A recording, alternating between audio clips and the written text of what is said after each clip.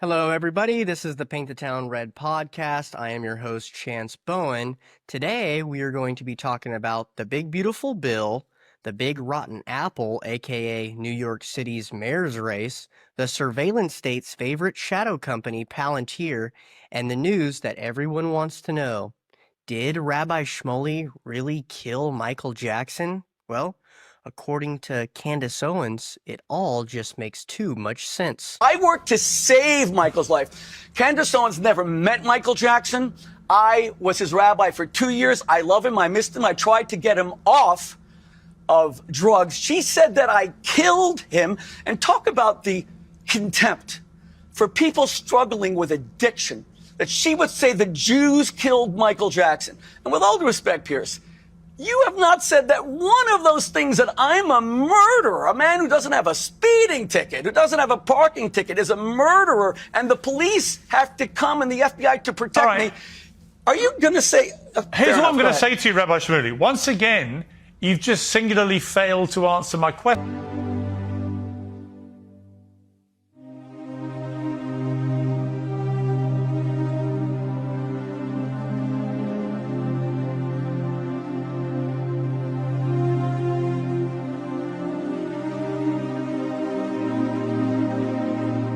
You can tell he's not sure of his words and he's avoiding questions, almost like when Utah's Senator Mike Lee tried to avoid addressing his people when he reworded writing on a bill to attempt to sell off public land to home developers to create more affordable housing. Well, he has backtracked after people like Cameron Haynes took to social media to express that he's tired of the right and left BS. I'm sick of two-party bullshit. I'm sick of right, left, conservative, liberal, extreme left, extreme right. How about just we're Americans? Well, Republicans, are you focused on gaining more votes and becoming more popular with your people, or selling out to your donors? We are watching you closely. You would be smart to listen. Now, let's move on to the more ways our government is trying to screw us all. Let's start with the Big Beautiful Bill. That's right, they finally passed it. 50 nays, 50 yays, and J.D. Vance had to be the tiebreaker. A sweeping bill that allegedly protects our rights, helps working-class Americans secure our borders, stops corporate overreach, and bans gender ideology in public schools. Sounds too good to be true? Well, that's because it is. Buried right behind the patriotic-sounding title is 1,200 pages of backroom deals. Let's cover some of the big ones that you need to know.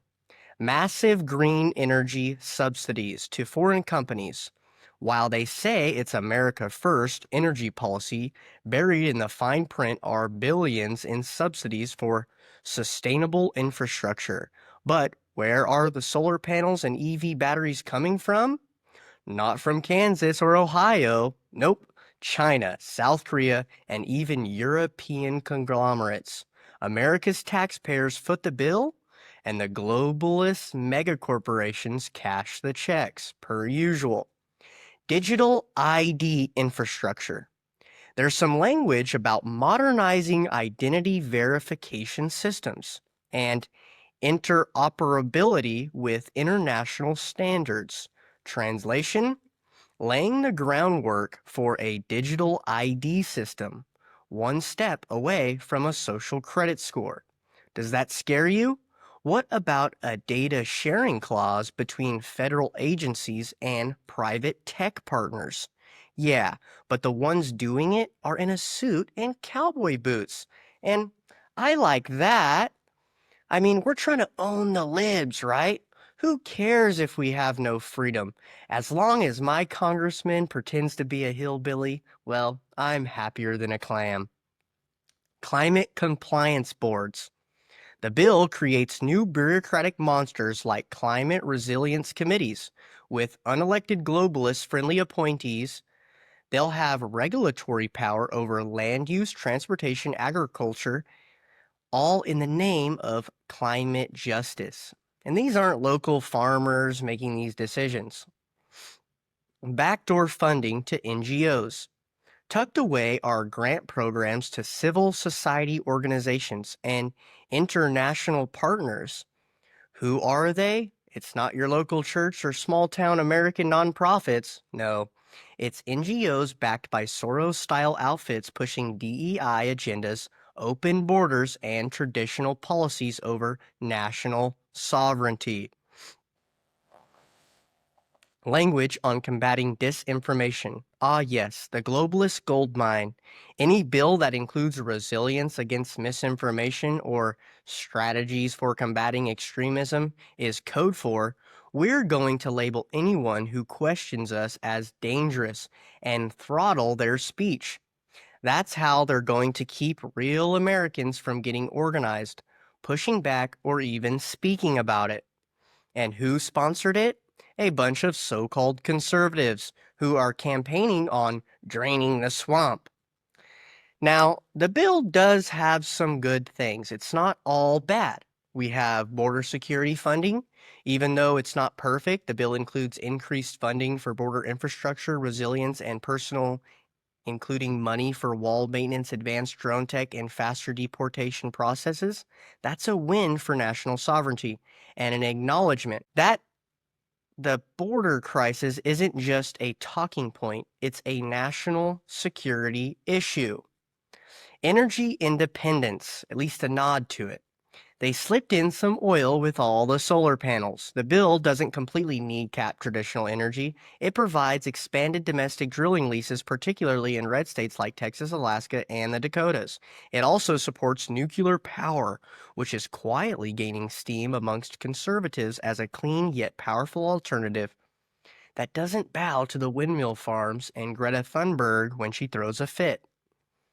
The Second Amendment protections. They didn't touch the guns this time, despite pressure from the left. The bill does not include new gun control measures for a sweeping federal bill. That's notable. It means far-right Second Amendment offenders didn't get shafted. And it shows that gun lobby for now still holds the line. 5. Cultural wedge provisions. The woke crowd didn't get everything they wanted this time, which is great. The bill doesn't mandate DEI, diversity, equity, inclusion, hiring quotas for federal contractors, a huge sticking point for many on the right. While it promotes equity language, it doesn't enforce woke hiring practices the way some feared.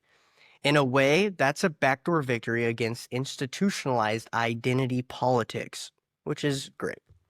The big beautiful bill is still a swamp stew, but at least this time they threw in some red meat for us. Border security, oil, and no new gun grabs. It's not a win, but it's a ceasefire in the war. We've been losing for decades. Now, over to the New York recent mayoral race. Was a comedy special, but with no laughs. You had one guy promising more cops, but only if they're emotionally intelligent, whatever that means, and the other pushing for climate reparations while crime skyrockets and families can't even afford groceries. Spoiler alert, the winner was whichever puppet Bloomberg and the DNC could prop up long enough to sign jab mandates for toddlers. Who is that? Zoran Mondani, a 33-year-old Democratic socialist and New York State Assembly member, won the June 24th Democratic primary, defeating former Governor Andrew Cuomo. He secured 43.5% of first-choice voters, expanding to 56% in the final round of ranked choice voting, compared to Cuomo's 44%. Andrew Cuomo, despite his name recognition and early lead, conceded on June 24th, but may run in November as an independent. Mondani is supported by progressive heavyweights like Bernie Sanders and AOC, lacking full establishment backing, which is interesting to me, from leaders like Chuck Schumer. As the generational change candidate, drawing a sharp contrast with Cuomo's experience-driven centrist approach, many differences in the two theories on how to completely destroy New York in their own creative ways. But one of the more interesting differences, for me, was their stance on Israel. Don't get too excited though. Democrats like AOC get funding from AIPAC, but she doesn't get the majority of her campaign funded from them, and she doesn't even get any money from them. But what they do is they organize other people who give to AIPAC to instead just give to her. The biggest one being Google. So don't be fooled by this new wave of anti-establishment Democrats that are going to be taking over the Democrat Party. That's all nonsense. AOC, Bernie Sanders, they're all the same. They're all taking money from the same people. Don't be fooled. Moving on to the company logging all this chaos from the shadows, Palantir.